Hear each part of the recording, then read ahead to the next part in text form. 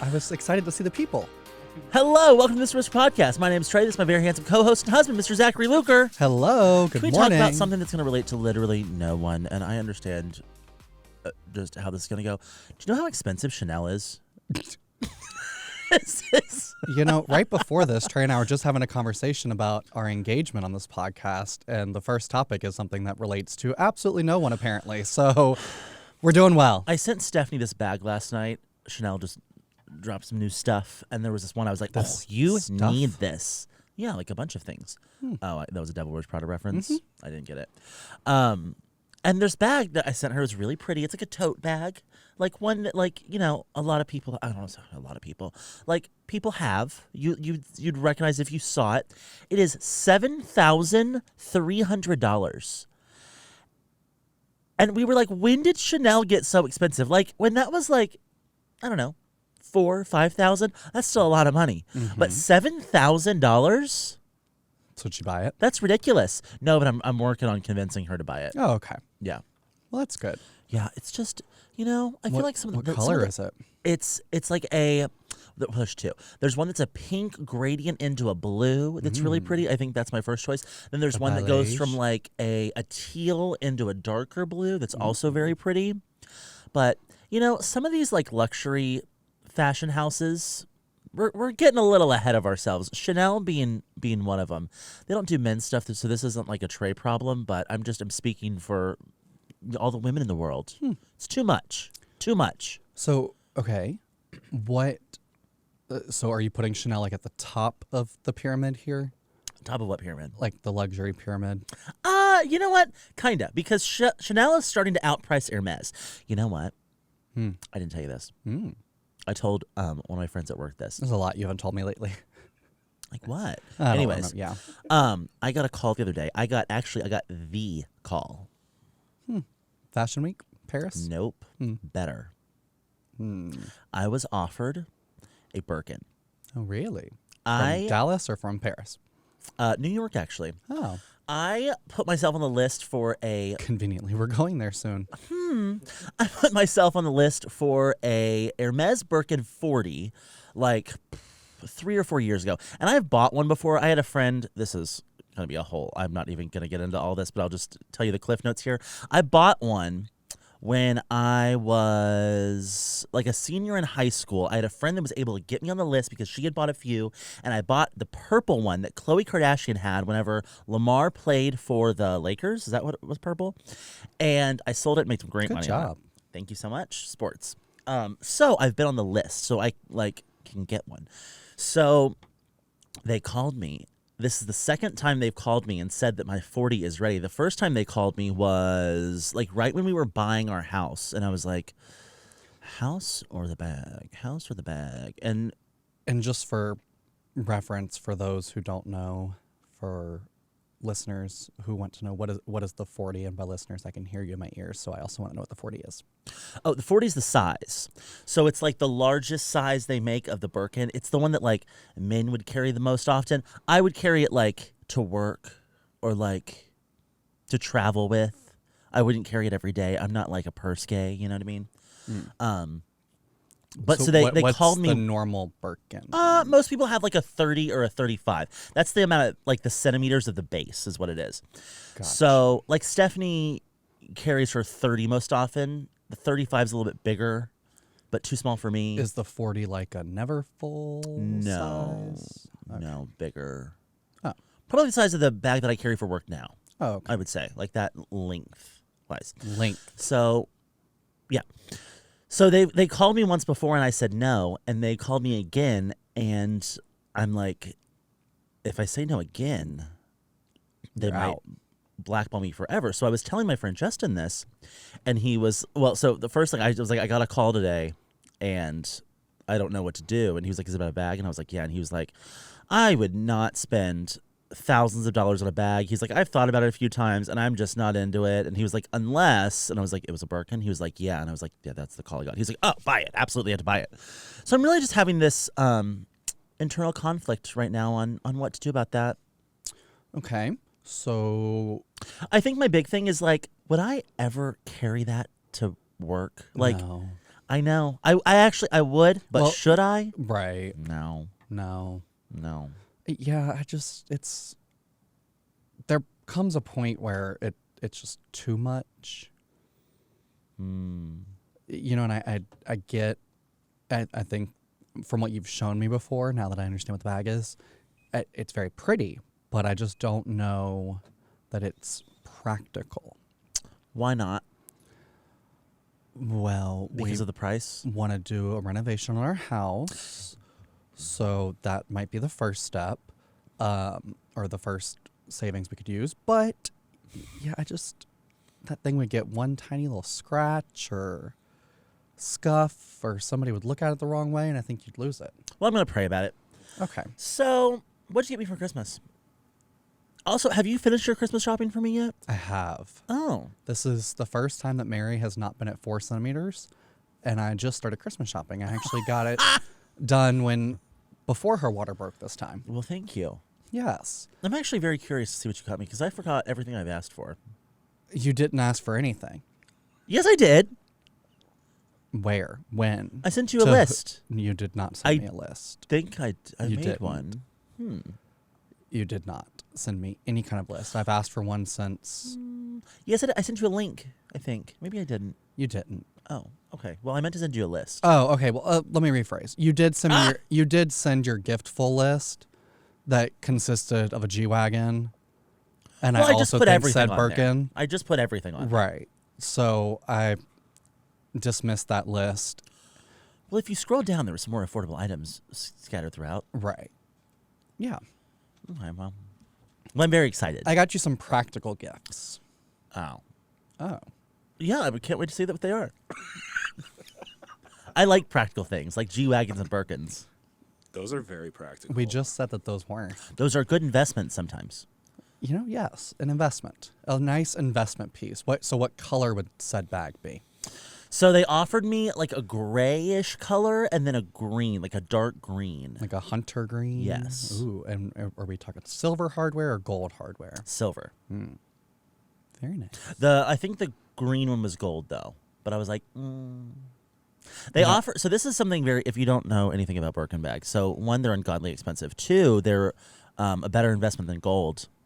But three, whenever you go in, you like pick your color, but you get to say like, I want green, but they don't make the same green twice ever. So if I wanted like an emerald green, and I saw the swatches of the 2023 greens, that is not the same green that I will get when I get my call 3 years from now. It might be something else. So if you say you want green, you better go with green because it's going to be any shade of green that Could be they lime decide green. Yeah.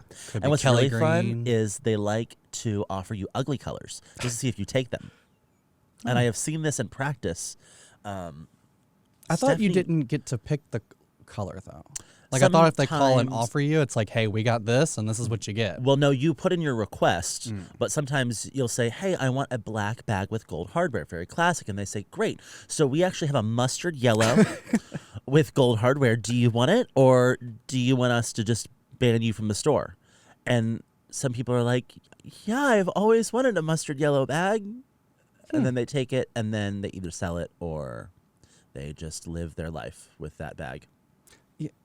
Speaking of, this is great because we're going to New York soon, and didn't they just open the new Hermes? It's been open like a year. Well, yeah, but we haven't been since they've opened it. We went when they were cleaning up shop last time. Yeah, we're going for New Year's, and Zach is there for work. I'm there for work as well. You all heard it here, so when I give him a task, Yeah, I'm there to WERK, and he's there to WORK. I'm there to serve looks. How much time will you have with me, and how much time can I spend shopping? you have all the time in the world. Yes. I'm going to do my best to give you 45 minutes a day of my undivided attention. Honestly, that's my favorite. New York is a city I could do it myself. I like to just run through that place. Like, I am hauling, like, store to store to store. It's my playground. He's like the express subway yeah. running down 5th and Although Madison. you can keep up with me. I used to, this is funny. When I was in high school, I would like go on like trips to New York with my friends. And like if they could keep up, they were still my friend. If they couldn't, they were out. Yeah. That's true. Well, I walk fast. And I think about that. I'm like, I would never let my 16-year-old go on a trip to New York, like such a big city with just like some friends. That's a great point. What are things that you did in your childhood that you will not let our future children do? Glad you asked. So when we were growing up, we lived in Grapevine, and we were like, our house like backed up to like a creek park thing. It's Bear Creek Park. And I used to just spend like all day when I was like 5, 6 with my friends out at this park, like playing in the woods. Well, I'd never let my kid do that. Never. Why? Because what if they were taken? Like, I just feel like it's so... I just feel like the world's different. If that forest was enclosed by a gate and barbed wire and cameras and everything else, absolutely. But, like, it's going to cost us $200,000 to have a surrogate. Like, that's going to be one of my bigger investments. I'm not just going to let it get away. What are your big... It's funny, because then the other day, somebody asked if we wanted a boy or girl first, and I, like, went down this whole tangent about it, and Trey was like, well, we get to pick. Yeah. He was like, you know, I'll love whatever we have first. And I was like, well, it's really up to us. So it kind of sounds like we had to pick a Birkin if you're going to consider the child an investment. Yeah, honestly, we get more choices with our children than we will that Birkin bag. But yeah, so that's something I wouldn't let our kid do. What is something that you did when you were a kid you wouldn't let our kid do? You know, I was a very good kid. There's records to show that. I was always a pleasure to have in class. I'm sure you were. I was. You know what? I love hearing people say that, because that usually means they used to do some really, really degenerate stuff. Yeah, Zach, no, right? I really was. Oh. I was a good kid. But doubling down. what would I not let my child do? Yeah, I mean, I definitely wouldn't let my child go on a trip to New York by themselves. You know. Okay, let me change this real quick. At what age can the child have a cell phone? See, I what didn't have a kind of cell cell phone. phone? Okay, so I, I think was I 11? Yeah, a little 11-year-old Trey had a BlackBerry. I was down for some I miss business Blackberries. in 5th grade. You were making calls. I sure was. I was sending emails. I was Yeah. like, Mom, I need Chick-fil-A for lunch. The LinkedIn was already It set sure up was. and everything. It sure was. But see, like that was like a privilege for me to like get a phone like at 11. That was like a Christmas gift. Now I don't feel that way. I feel like I want my kid to have a phone because, like, 1, I want to track your ass. 2, I want to know where you're at. 3, you better be able to call me. So, like, I would say as soon as they could, I don't know. Talk. You know, not a bad idea. As soon as they stop losing their shit, then, you know, if I don't feel like I have to, you know, strap it to their arm. 11 years old was like what grade?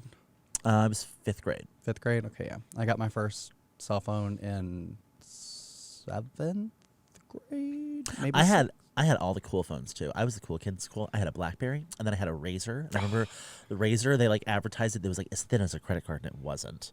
It broke like it was. It broke Yeah. like it was. For Mine sure. never broke. And then I had a Sidekick. Those things broke. Never but got one of I those. was I would just like flip my phone around. I was like, "Don't talk to me." I And I'd always wanted a close it. I'd be Sidekick. like, I Go did away. too. I was trying to figure out one year how to convince my mom to switch to T-Mobile just to get a Sidekick, I was the only one in my family with T-Mobile. and I'm glad we didn't.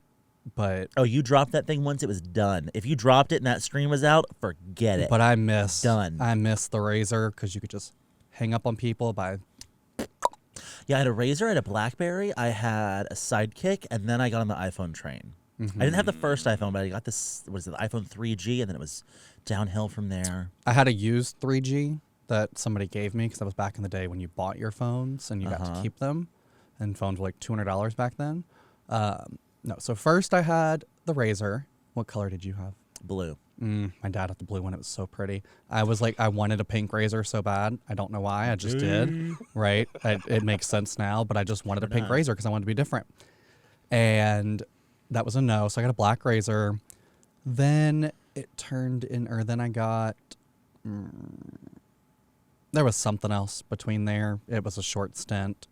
And then I got the BlackBerry Pearl, Oh, that was a good phone. which was my mom's. That was the one that I wanted. Mm-hmm. I wanted the BlackBerry Pearl. I wanted the Curve, we had but a she gave me the Curve, too. Pearl because she got the Curve.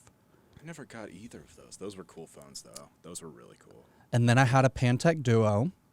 I don't even know what that is. It would like slid what is that? up, and it was the QWERTY keyboard, or no, it was the like number keyboard, and then it That was a slid. poor man's it sidekick. slid over, and it was a QWERTY keyboard. But it was nice. And then I had the curve. I think I had a Windows phone for a minute. Oof. Yeah, it was weird. And then I had an Android, and then I got on the iPhone train, and I had the 3G.